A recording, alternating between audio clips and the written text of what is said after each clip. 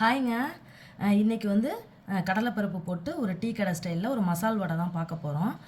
அதுக்கு ஒரு 1 1/4 மணி நேரம் இந்த ஒரு கப்பு தான் நான் கடலைப்பருப்பு எடுத்தேன். நல்லா தண்ணி ஊற்றி ஒரு கழுவிட்டு திருப்பி நீங்கள் வந்து தண்ணி ஊற்றி ஊற வைங்க. நல்லா ஊற வச்சுட்டு அதை கழுவிட்டு திருப்பி ஃபில்டர் சட்டியில் போட்டு நீங்கள் அதை வடிகட்டி வச்சுருங்க. ஒரு ட்ராப் தண்ணி கூட அந்த கடலைப்பருப்புலேயோ இருக்கக்கூடாது.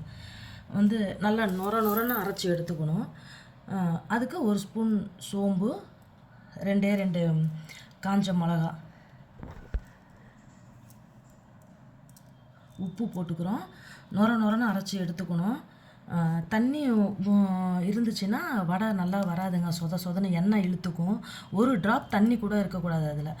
அந்த மாதிரி நீங்கள் பக்குவமாக ஒரு 70% தான் நீங்கள் அரைச்சி எடுத்துக்கணும். முழு பருப்புலாம் போட தேவையில்லை. நீங்கள் அரைக்கும் போதே கரெக்டாக அரைச்சிங்கன்னா முழு பருப்பு போட தேவையில்லை. அதுலேயே முழு பருப்பு எனக்கு இருந்துச்சு.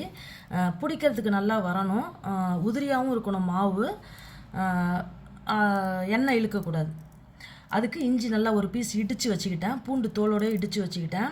இதில் வந்து கருவேப்பிலை, கொத்தமல்லி, புதினா சும்மா ஒரு 4 இலை வந்து ஃப்ளேவருக்காக வேண்டி. கருவேப்பிலை, கொத்தமல்லி நிறையா போடுங்க. பச்சை மிளகா 2 பொடியாக அரிஞ்சது. அதேமாதிரி வெங்காயம் நல்லா 2 பெரிய வெங்காயம் பொடியாக அரிஞ்சேன். இருந்தாலும் அது வந்து நெத்தாக இருந்ததுனால அப்படியே சாஃப்டாக ஒரு கொஞ்சம் கசக்கி போட்டிங்கன்னா அது கொஞ்சம் சாஃப்டாகும்.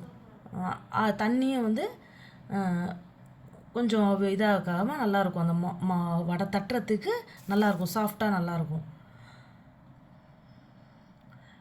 இதுதாங்க இந்த மசால் வடைக்கு மெயினு. பூண்டு இஞ்சி நல்லா இடித்து போடுங்க. சோம்பு நுணுக்கி போடுங்க.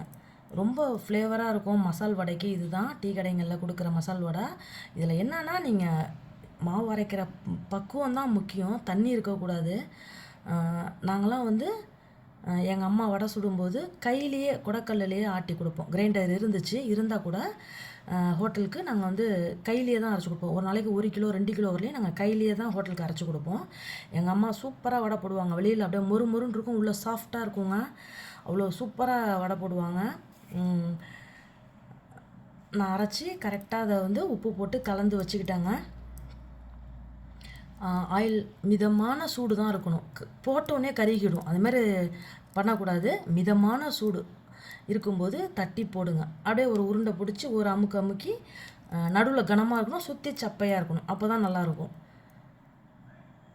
ஆயிலில் வந்து அந்த ஹீட் அதிகமாக இருந்தாக்க அந்த வெங்காயம்லாம் கருகிடும். வடை சாப்பிட்றதுக்கு கசக்கும். கடலைப்பருப்பும் கசக்கும். அதனால் அப்படியே திட்டமான தீயில் வச்சு ஒரு வடை சுட்டு எடுங்க.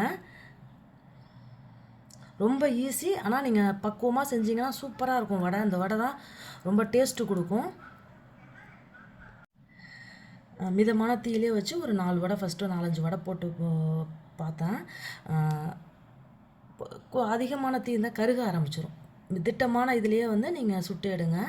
சூப்பராக இருக்கும். ஆனியன்லாம் வந்து கருகுச்சுன்னா கசப்பு எடுக்கும். திட்டமான இதிலே வச்சு எடுங்க.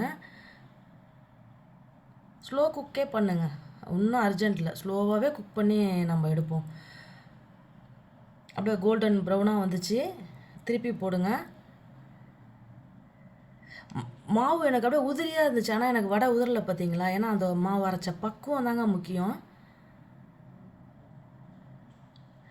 நல்லா ஒரு கலர் நல்லா பார்த்தீங்களா? கருகாமல் அப்படியே கோல்டன் ப்ரௌன் கலர் சூப்பராக இருந்துச்சுங்க வடை. சின்ன கப்பில் தான் ஒரு கப்பு ஊற வச்சு செஞ்சேன். ஒரு 10 வடை வந்துச்சு. தண்ணி விடக்கூடாது. ஆனியனில் இருக்கிற தண்ணி விடக்கூடாது. அந்த மாதிரி பக்குவமாக நீங்கள் இது பண்ணணும்.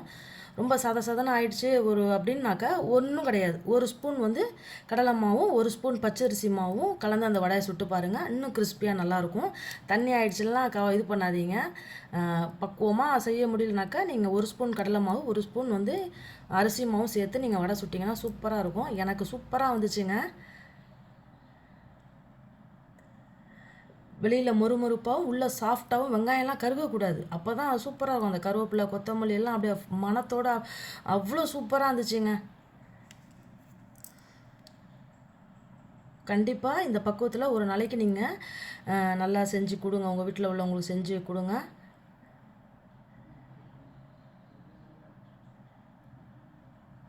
கையிலேயே தாங்க நாங்கள் அரைச்சி கொடுப்போம். நொரன்னு கையிலேயே தான் அரைச்சி கொடுப்போம்.